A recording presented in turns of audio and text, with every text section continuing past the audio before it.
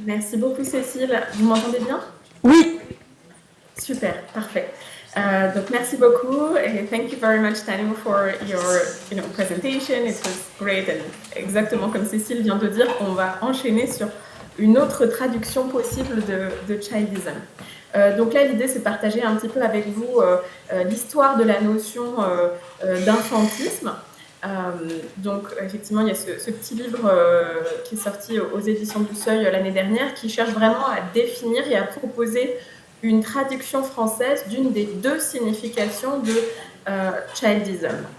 Et je vais reprendre exactement pour continuer dans le fil de ce que Tanu expliquait. Donc, il y a childism en anglais qui a cette double signification qui est à la fois positive et négative. Et donc, Tanu nous parlait de la version positive plutôt. Donc, en français, cette traduction qui existait déjà avant que j'écrive infantisme, ça avait été traduit plutôt par enfantisme avec un E, donc ce mouvement de soutien aux enfants, dans le même type de sémantique que féminisme. Et donc, je viens de modifier ma diapo, Tanu, pour mettre ton nom à côté. J'ai proposé cette traduction de la signification péjorative, qui est donc les préjugés et les discriminations contre les enfants, avec le terme d'infantisme récemment, et donc qui est plutôt proche du sexisme ou de l'agisme, où donc le suffixe isme est là plutôt pour signifier des discriminations, alors que dans le féminisme, c'est plutôt un mouvement de soutien. J'ai choisi effectivement d'utiliser le même préfixe que infantilisation avec la même idée, qui est qu'en fait ce préfixe un est souvent utilisé en français pour des mots qui sont discriminants vis-à-vis des enfants infantilisés. Et donc c'est une richesse et une chance, je trouve, dans la langue française qu'on ait ces deux préfixes qui nous permettent de résoudre un problème qui est en anglais, qu'à chaque fois qu'on utilise le mot childism en anglais, on doit expliquer dans quel bord on se situe. Donc en français, on peut résoudre ce problème-là, et c'était un des objectifs de ce livre. Donc là, je vais vous parler un peu de la notion de childism en tant que préjugé et discrimination contre les enfants, et voir un petit peu les auteurs qui en ont parlé avant. Moi, un ouvrage qui m'a beaucoup inspirée sur lequel je me suis fondée au début pour employer le mot infantisme en français, c'est l'ouvrage d'Elisabeth Young-Bruel, Childism, Confronting Prejudice Against Children, qui date de 2012, donc qui est quasiment posthume, qu'elle était en train de finir d'écrire quelque peu avant son décès. Et donc Elisabeth Young-Bruel, elle a travaillé donc en Nouvelle-Angleterre, donc c'est une philosophe, essayiste américaine, universitaire, et elle était connue notamment pour ses deux biographies, une de Hannah Arendt et une de Anna Freud, qui l'ont effectivement rendue assez connue. Donc je vois qu'on a parlé d'Hannah Arendt aussi. Et donc, elle a travaillé avec ce regard de psychanalyste et de philosophe sur les questions des violences, sur la Shoah, sur la question des violences aux minorités, mais avec aussi cette approche particulièrement curieuse des enfants, notamment qui ont une place centrale dans le travail d'Anna Freud. Et elle a notamment travaillé au Yale Child Study Center où je travaille actuellement. Donc il y a vraiment ce double regard philosophique de la violence et centré sur les enfants. Et donc elle a commencé par écrire en 96 un livre qui s'appelle The Anatomy of Prejudice, où elle fait beaucoup de comparaisons en fait psychanalytiques, un peu d'ailleurs dans le même mouvement, je dirais, que les travaux d'Alice Miller, je ne sais pas si vous connaissez, mais donc s'intéresser aux motivations intimes comme ça de la perpétuation de la violence. Et à ce moment-là, en 96, elle s'intéresse au sexisme, au racisme, à l'homophobie, à l'antisémitisme. Et en fait, Childism, c'est vraiment une œuvre de maturité où là, elle veut pouvoir parler explicitement des enfants et des préjugés auxquels ils sont confrontés. Young-Bruel elle-même dit très clairement qu'elle n'est pas la première à avoir utilisé ce mot-là. C'est absolument pas elle qui a employé pour la première fois le terme childism pour parler de discrimination. Et notamment, elle dit que la première utilisation à sa connaissance date de 1975 et a été faite par Chester Pierce, qui est donc médecin psychiatre à l'université d'Harvard et au MIT. Et donc Pierce regarde, donc dans l'article qu'il publie, Childism, où il dit Childism is the automatic presumption of superiority of any adult over any child. Donc on pourrait dire, effectivement, c'est assez proche de adultisme en France. Mais donc Pierce, lui, se pose cette question avec ce regard particulier de médecin psychiatre afro-américain. Et donc, il dresse une comparaison avec les mécanismes du racisme. Voilà, c'est la première fois qu'il y a ce terme utilisé.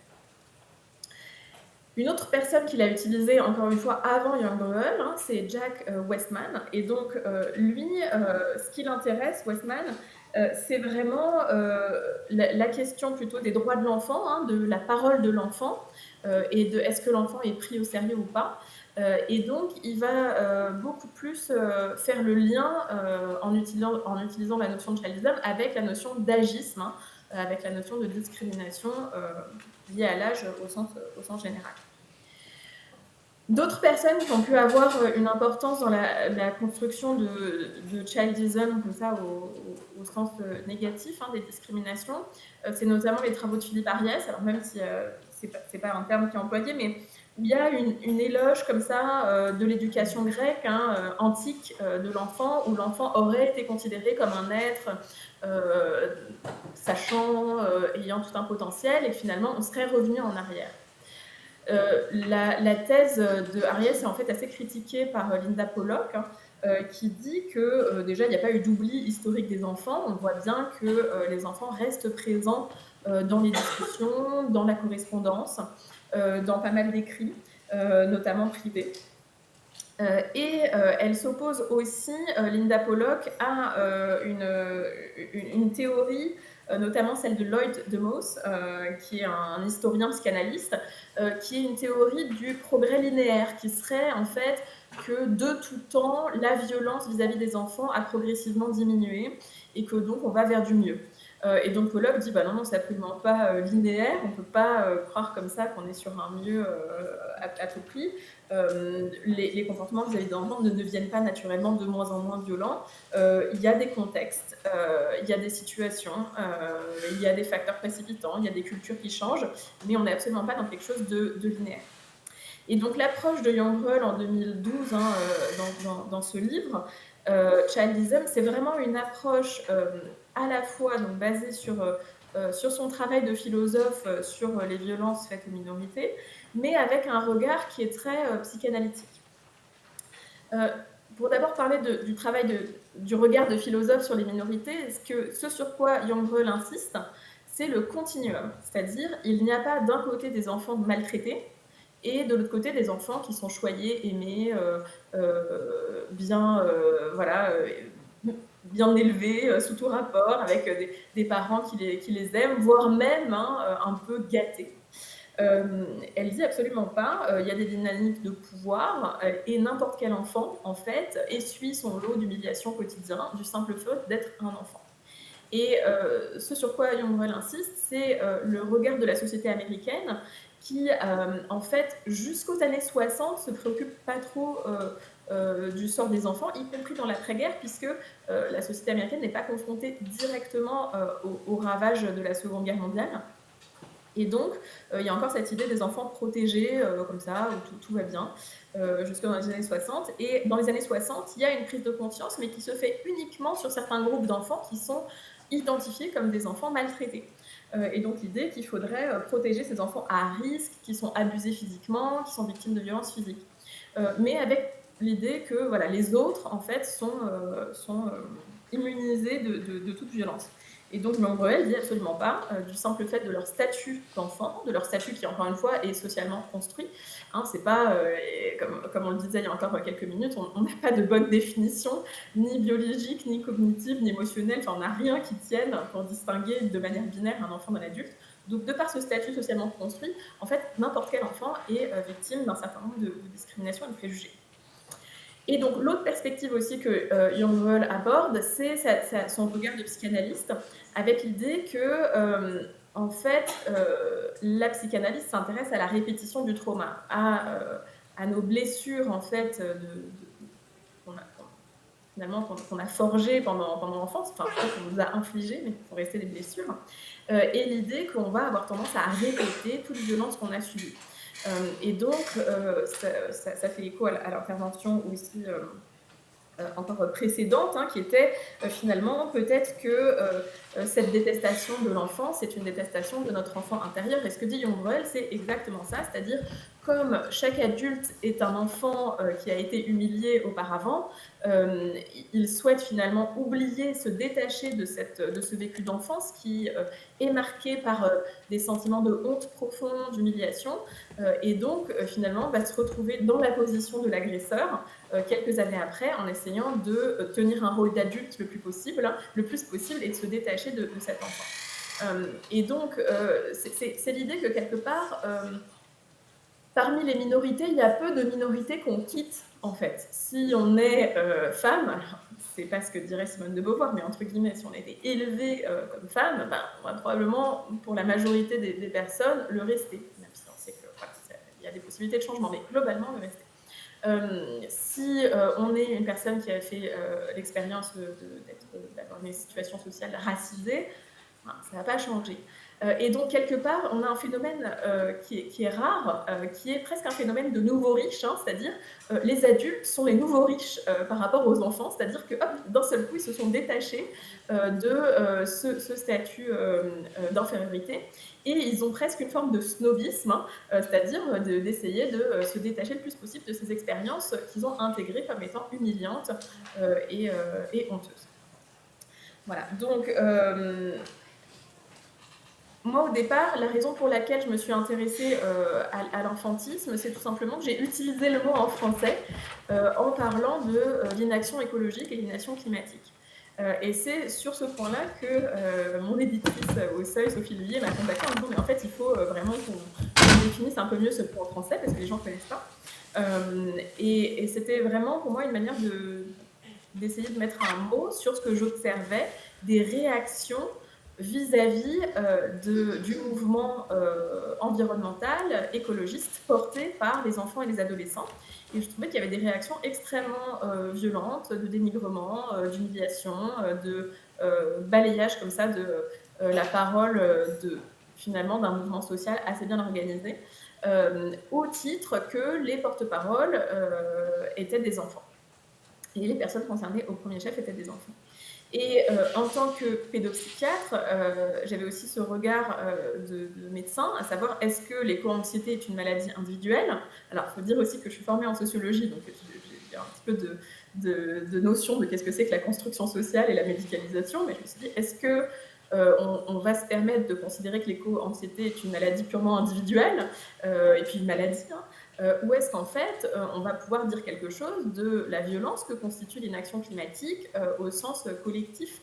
Voilà. Et donc, est apparu le mot infantisme comme une manière de pouvoir mettre un mot sur ces réactions de dénigrement de l'action environnementale des enfants et adolescents.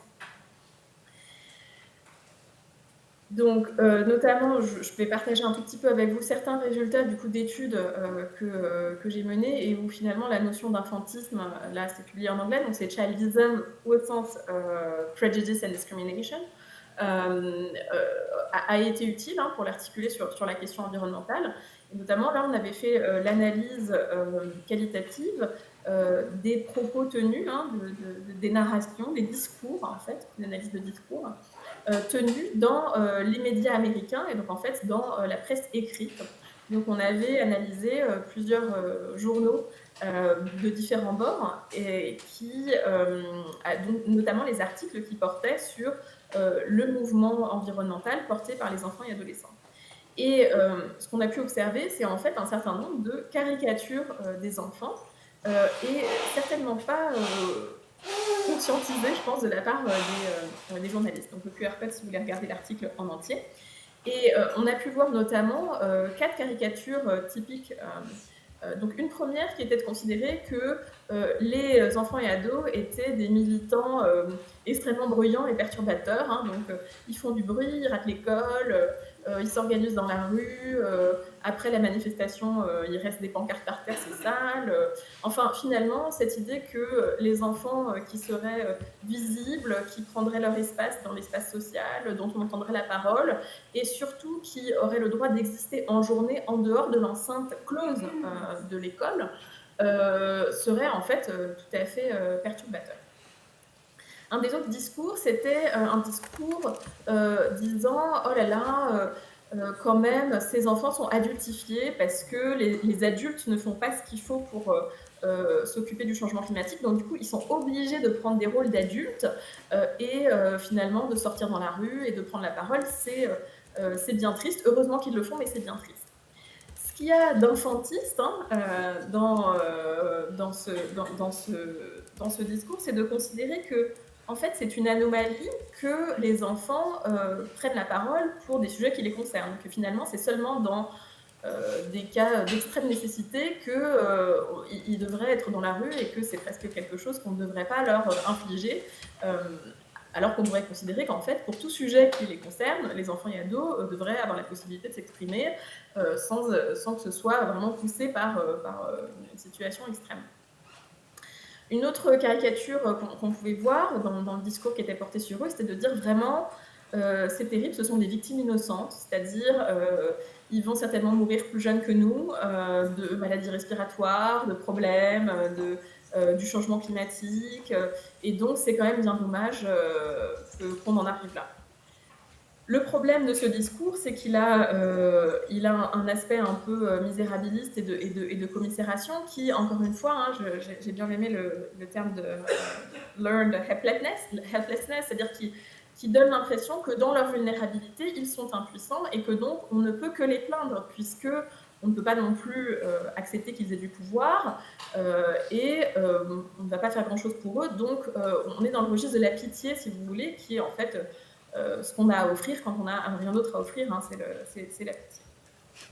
Et la dernière caricature qu'on avait observée, et qui là est parfois plus difficile à détecter parce qu'elle sonne de manière positive, c'est l'idée de dire « Ah, mais en fait, quelle jeunesse merveilleuse qui enfin s'occupe du changement climatique et qui va être nos sauveurs ultimes. Ils sont bien mieux que nous, cette nouvelle génération, et donc heureusement qu'ils sont là. » Et ça, c'est aussi de l'infantisme assez insidieux, puisqu'en fait, c'est de dire puisqu'ils sont meilleurs que nous, eh bien, on va pouvoir se décharger du fardeau sur eux, hein, parce qu'après tout, ils font beaucoup mieux. C'est encore une manière d'inverser les rôles, si vous voulez, et de ne pas prendre nos responsabilités de manière horizontale, de manière collaborative, en fait, avec les enfants.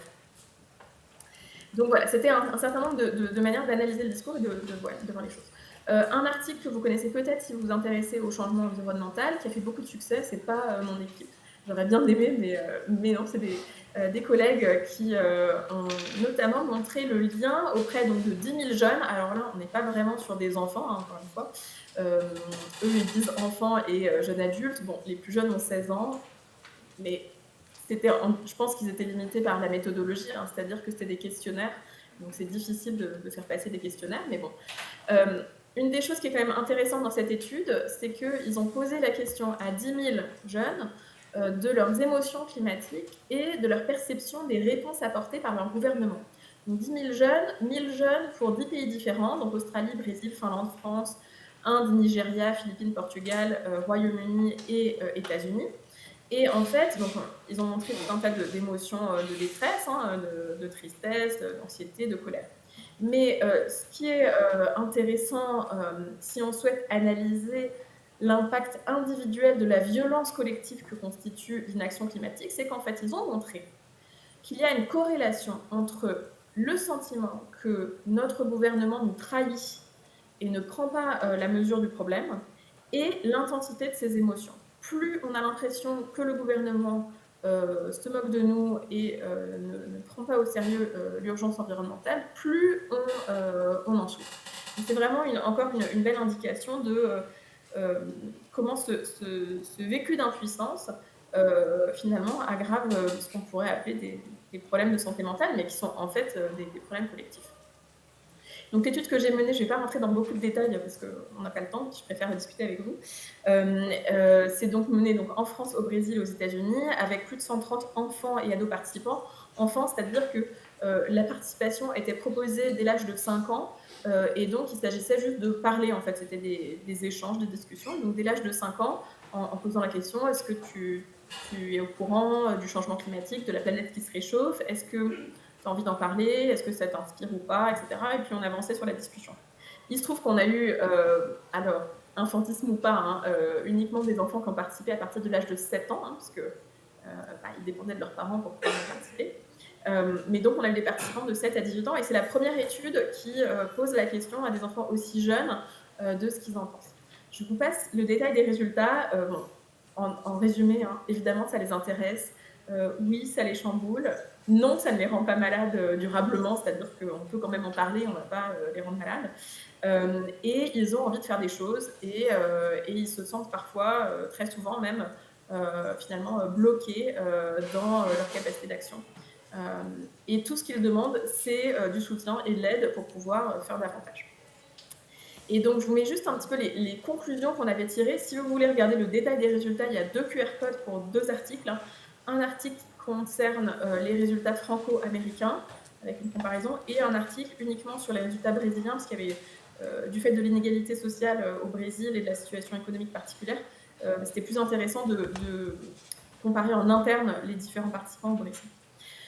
Les conclusions de cette étude, c'était pouvoir en parler, prenez l'initiative d'aborder le sujet avec les enfants et ados. Deuxièmement, pas de rôle symbolique, ça je pense que c'est intéressant dans le colloque d'aujourd'hui, c'est-à-dire qu'une des choses qui était vécue de manière particulièrement douloureuse, c'était d'avoir des rôles type éco-délégué, c'est-à-dire, je ne sais pas si vous connaissez les éco-délégués, mais donc c'est ce rôle de délégué de classe que certains élèves peuvent avoir dans leur classe, et qui sont en fait particulièrement en charge des questions d'environnement et de développement durable au sein de leur classe et de l'école.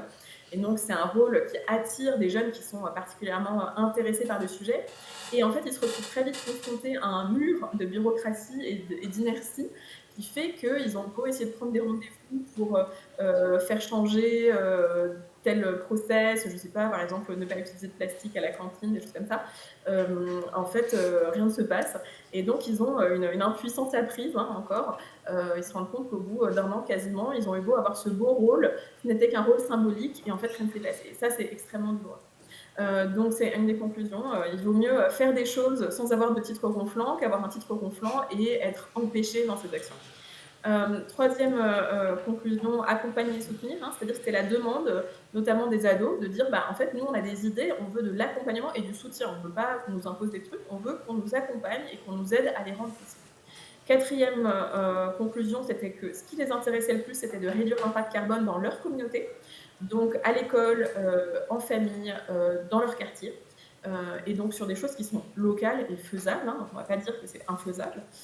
Cinquième point qui était vraiment demandé, c'est de valoriser le travail accompli, c'est-à-dire l'impression, notamment pour les enfants et ados français, qu'on a du mal à célébrer les petites réussites aussi, et qu'en fait, célébrer ce qu'ils ont réussi à faire avec eux, en leur laissant le leadership, c'est quand même quelque chose qui les intéresse beaucoup. Et le sixième point, c'est que la culture compte, et donc c'est-à-dire que ça, c'était des comparaisons interculturelles, hein, entre la France, les États-Unis et le Brésil.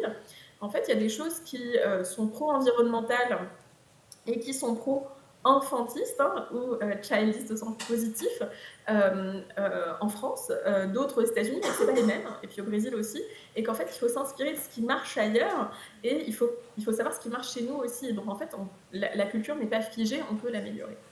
Donc voilà, je voulais juste donc vous redire enfin que donc, dans le livre Infantile, c'est vraiment la notion de continuum, hein, mais aussi la dimension politique, hein, de minorité et d'intersectionnalité qu'on a vu qui peut être utile, et des pistes que j'aborde très brièvement, mais qui me demandent qu'à discuter davantage, hein, la question de l'infantisme politique, hein, c'est-à-dire quand on fait des choix sur les investissements financiers qu'on fait dans l'éducation, dans la santé, ou qu'on ne fait pas, si vous voulez.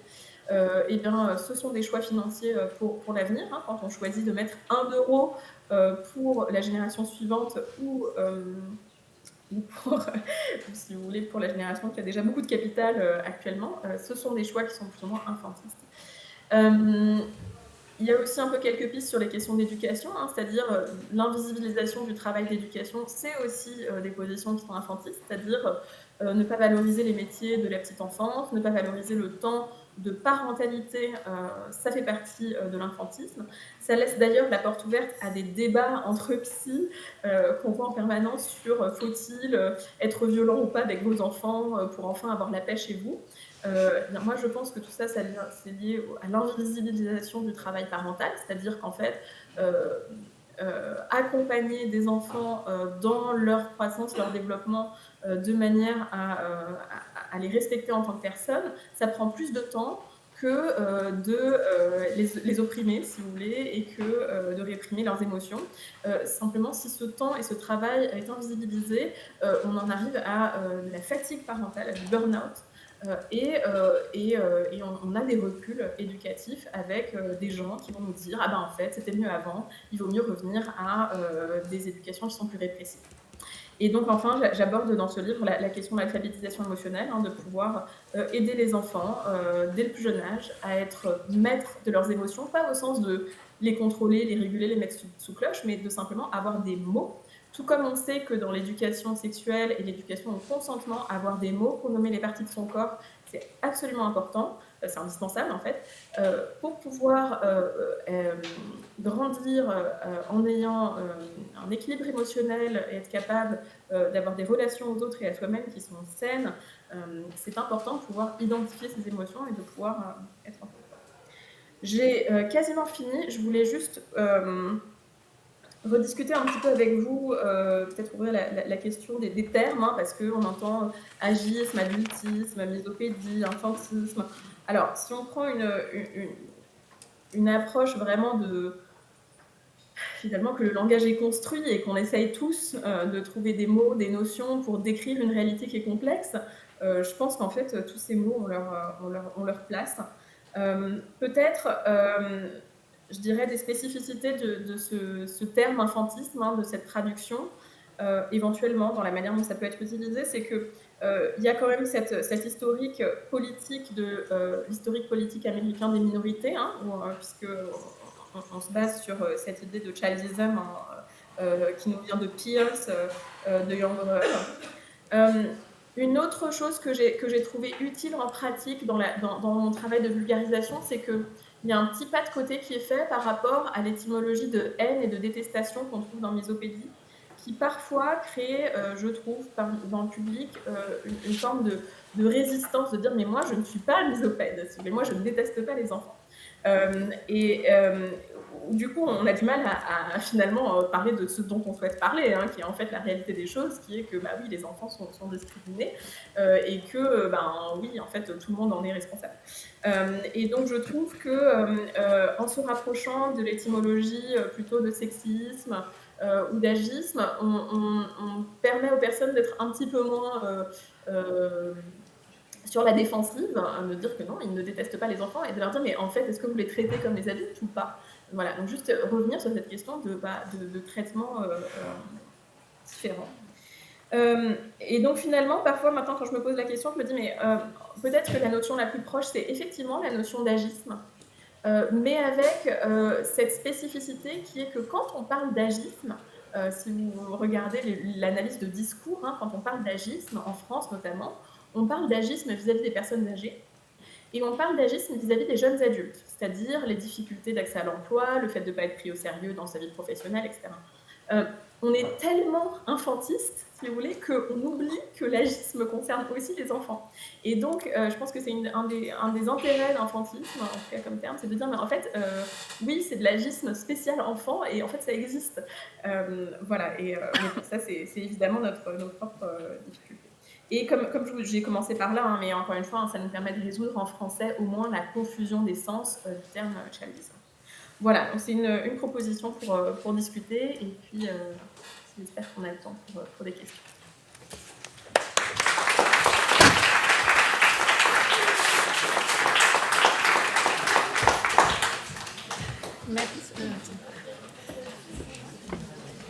Merci, ça marche. Ouais, voilà. Merci beaucoup Laëlia pour cette présentation. J'ai beaucoup apprécié l'expression de nouveaux riches pour parler des adultes.